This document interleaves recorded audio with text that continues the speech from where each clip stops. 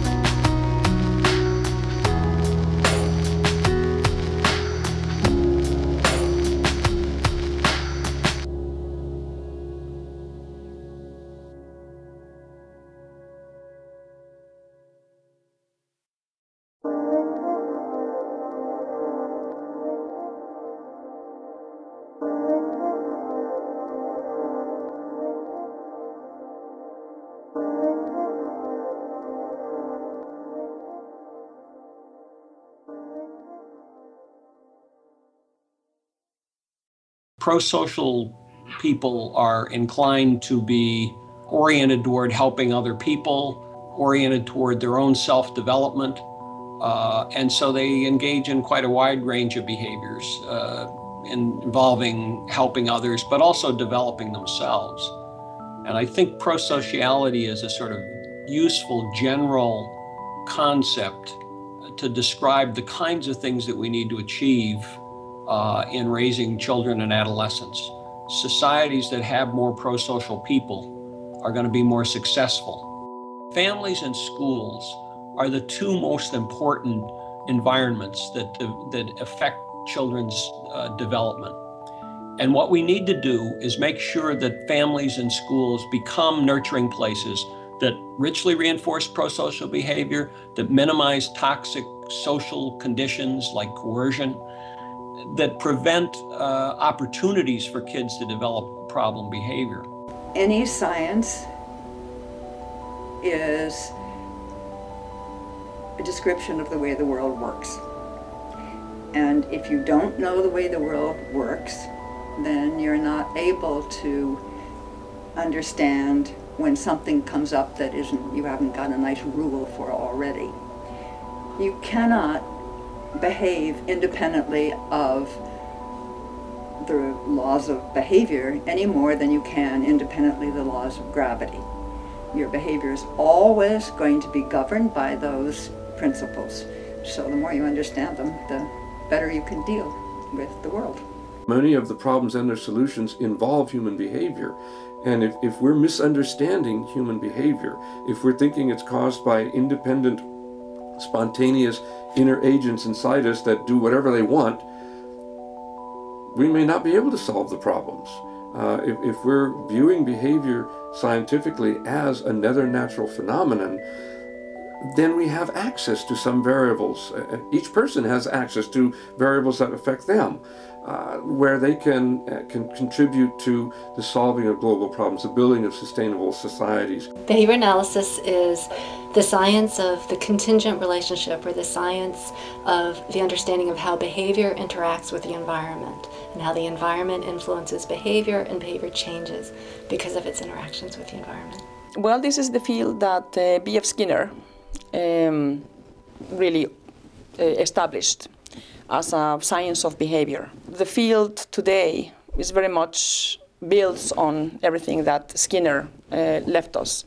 But of course there has been a lot of additional work that has been done in addition to what he did. You asked about the most important things that my father contributed.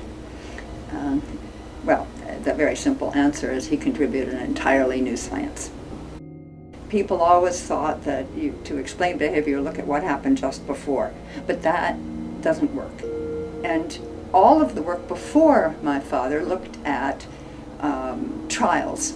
You give a stimulus and you see how the person responds, or the animal, whatever. The problem with that is several-fold. First of all, it works for Pavlovian conditioning. It's fine for reflexes, but most of our behavior is not reflex. Most of our behavior is controlled by its effect in the world. And you can't see that unless you have freely operating behavior. And one of the things of a science is you have to have a clear dependent variable. And the clear dependent variable was the rate of behavior, the number of times you do it, and the cumulative record, which he's known for, of course, shows behavior as it's occurring over time. And then you can see how the way you relate postcedents determines what kind of behavior is going on. And that was totally new. Nobody else had done it, and of course people developed it and worked with it ever since. Well, as a sociologist, the most important contribution of Skinner's work to my work is that it enables me, or his ideas enable me, to look at the social systems around me, whether they're families or schools, mental hospitals, political systems, legal systems, even the economic system, and describe what I think are the most important structural variables in those systems. At the same time, though, those principles enable me at least to think about how to design or redesign systems to the benefit of individuals.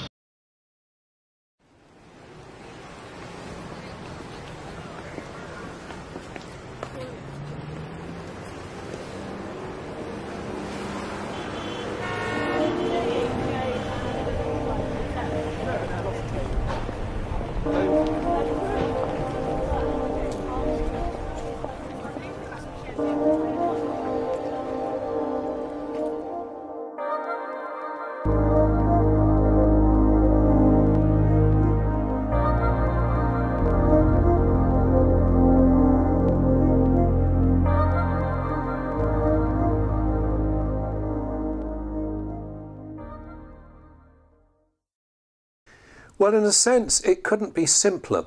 Behaviour is maintained by its consequences. And if that behaviour goes up in frequency, that's because the consequences are said to be positively reinforcing.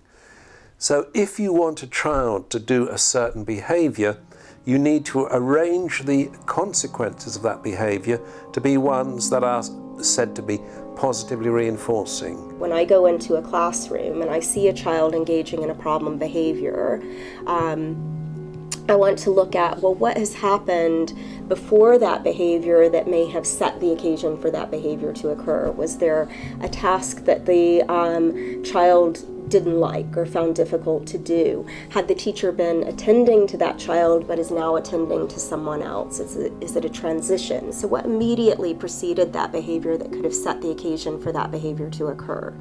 Then the behavior itself, whatever the behavior might be, whether it's non-compliance or disruption or aggression.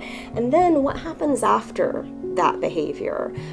Does the teacher attend to the behavior? Does the child get sent out of the classroom? Do the peers laugh? So what are those different consequences? And in one instance, you can't really understand why that behavior occurs, but we look for those types of patterns. So the next time when a difficult task is presented, does that child engage in the same behavior, and is it consequated in the same way? And that helps us understand what we call a contingency of reinforcement. So what is keeping that behavior going? What is the reason why that behavior occurs? The environment and the brain are, in my view, invariably interactive. They interweave all the time, 24/7. So the only question really is, what is the most pragmatic way of going? What can you most easily change? And ethically, what can you most easily change? And I think ethically it is better to try to change the environment than to try to change someone's brain with, say, medicine or brain surgery or something like that. Or even their genes. Oh, certainly, and that's going to come more and more into focus, I think. Ethically, I think there are very complex issues raised by the new genetics. And I think we have a tool there which is not ethically dubious in this way.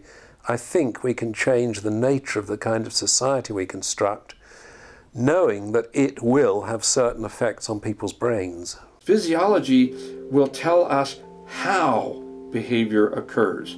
What's going on physiologically as neurons fire, as environmental events are stimulating neurons to fire, and some of those neurons fire making muscles contract, and those muscle contractions we see as the mediation of behavior, the occurrence of behavior. But it only really says how it happens.